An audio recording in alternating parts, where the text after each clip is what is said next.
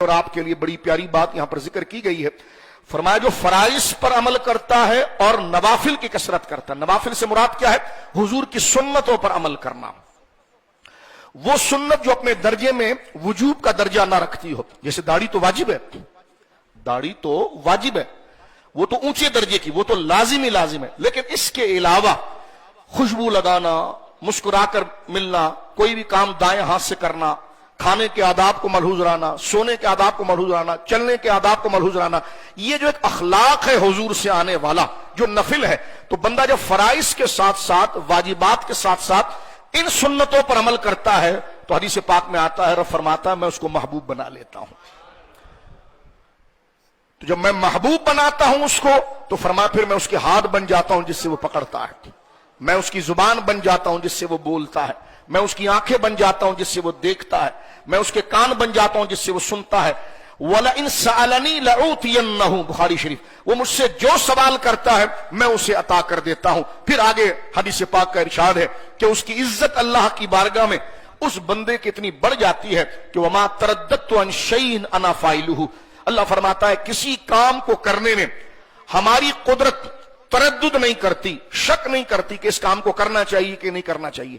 لیکن فرمایا وہ بندہ جو ہمارے راستے پر چلتا ہے، فرائض اور سنت پر مضبوطی سے عمل کرتا ہے، وہ خدا کی بارگاہ میں اتنا محبوب ہو جاتا ہے کہ رب کہتا ہے کسی کام کو کرنے میں ہمیں تردد نہیں ہوتا. لیکن ترددی عن الموت المؤمن، مگر جب وہ مومن بندہ جو شریعت کا ایسا پابند ہے اس کی روح نکالنے میں ہماری قدرت ظاہراً تردد کرتی ہے. اب تردد کیسا مولا، تو قادر مطلق ہے، اس کی روح نکال دے.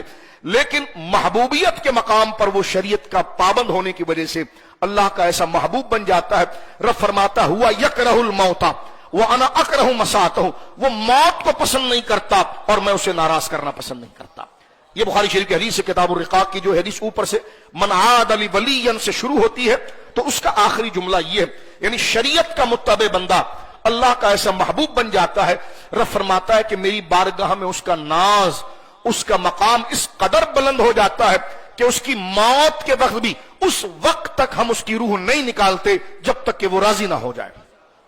اتنا اکرام، اتنی عزت اللہ کی بارگاہ میں. اور بخاری شریف کے الفاظ دیکھیں، یہ متشابہات میں سے کہ وما ترددت عن شیء الا فاعل، میری قدرت کسی بات میں شک نہیں کرتی، تردد نہیں کرتی، تردد نہیں کرتی، شک نہیں کرتی. کیوں؟